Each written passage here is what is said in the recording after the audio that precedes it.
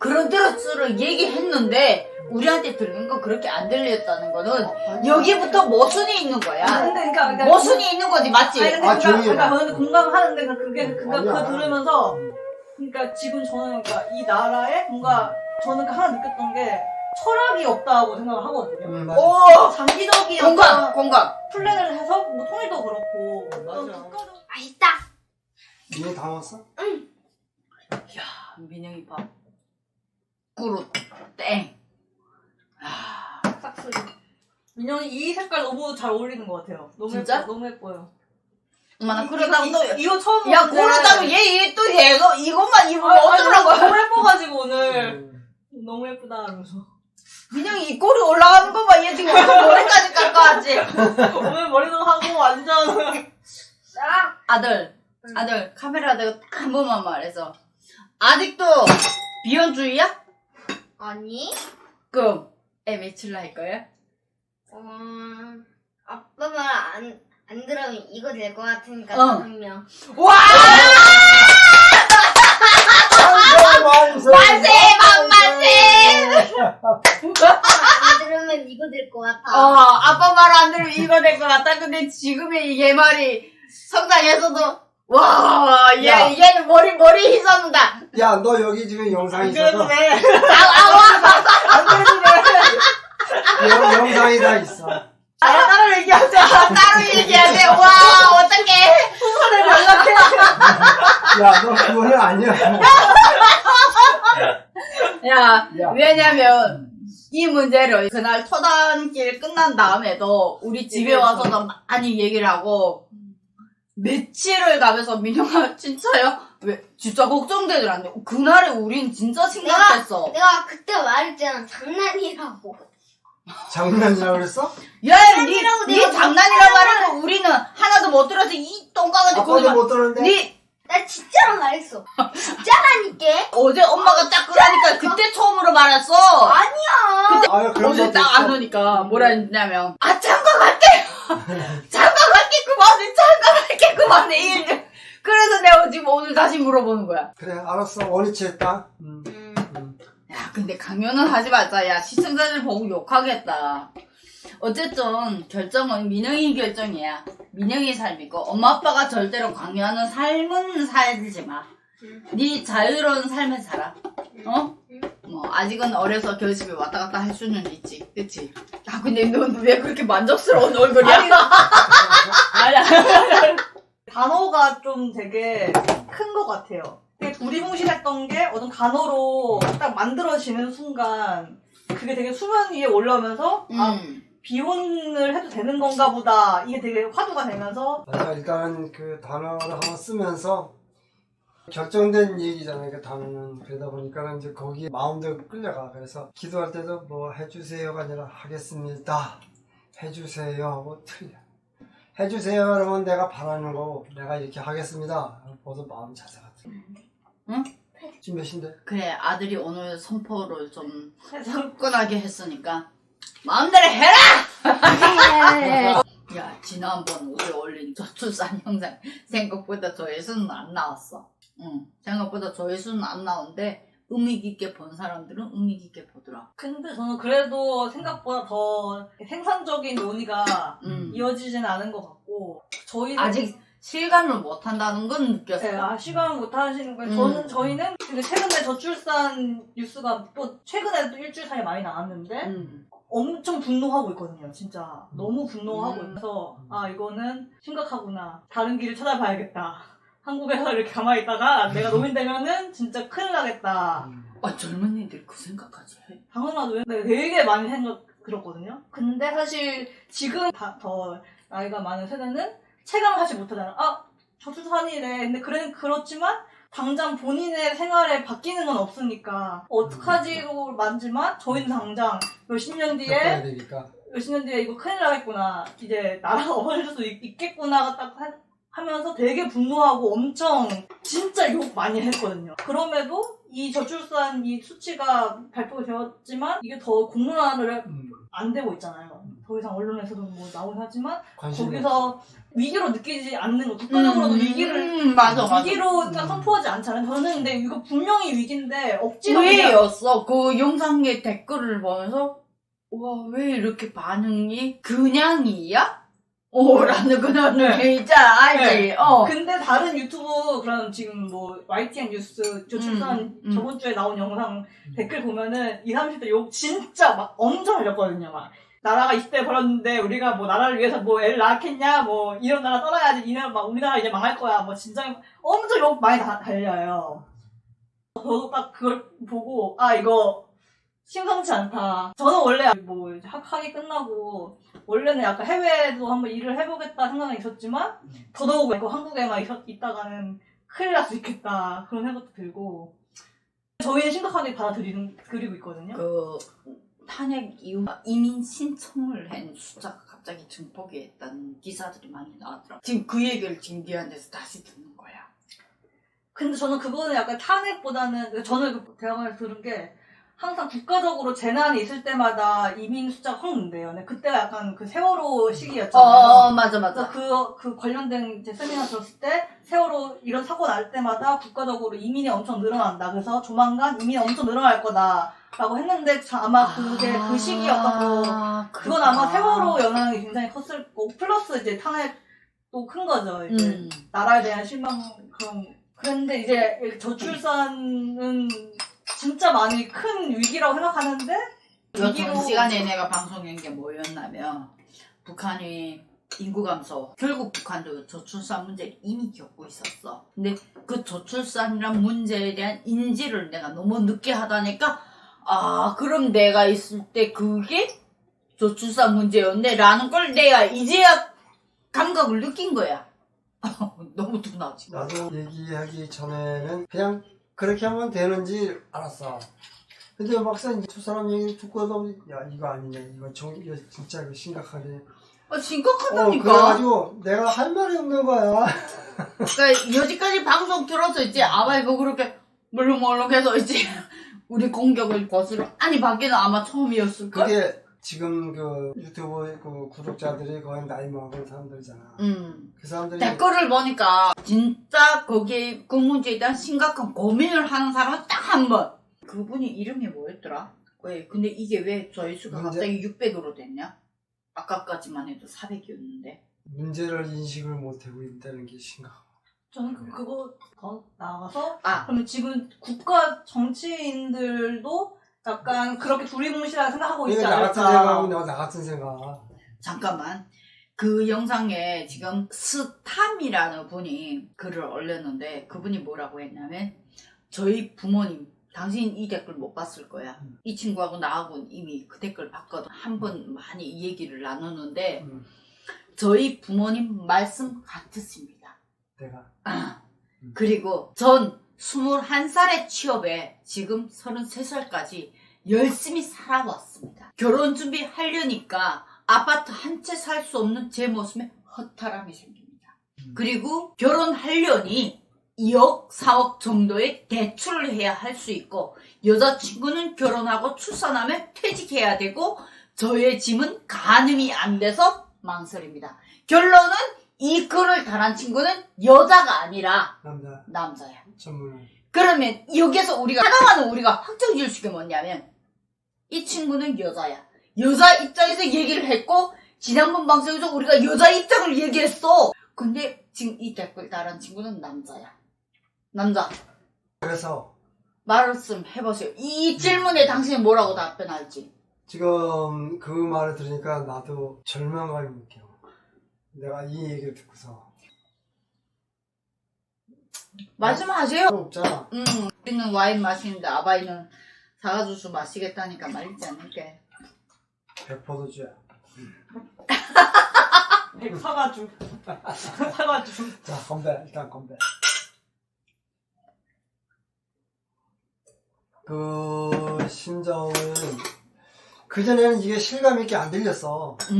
근데 우리 반하우스에서 이 얘기 있고 나서부터는 이 소리가 이제 현실적으로 현실로 이제 내 아들 이 소리고, 응? 내 주변에 있는 사람 소리를 들리는 거야 지금. 그러니까 나도 야 큰일 났구나 절망감이 느끼는 거야.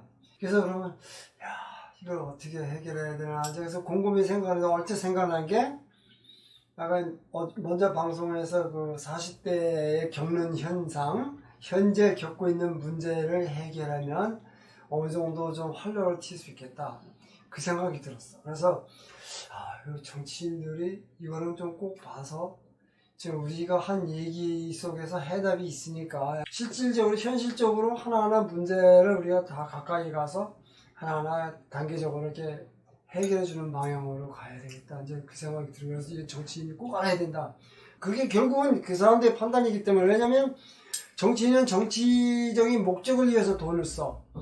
그 경제 계획을 세우고 하는데도 정치인이 올해는 자기들이 정권을 유지하기 위해서 또 다음 정권을 위해서 국민들에게 어떤 선심적인 그 정책을 쓰고 거기에 어떤 자금을 투자해서 무슨 일을 어떻게 현실적으로 나타낼 수 있는 그 정책 효과를 바라기 위해서는 제 예산을 거기다 배분한다고. 근데 말로는 인구가 뭐 이렇게 줄고 지금 이대로 가면 대한민국이 없어지니 말은 뉴스는 나오는데 이 정치는 공감을 못 하는 거야. 그래서 이제 정치가 빵점이라고 내가 얘기했던 거고, 앞으로 누구든지 지금 뭐 보수든지 진보든지 자기 정치 목적이 아니라 이건 사람이 우리는 생존이잖아. 생존.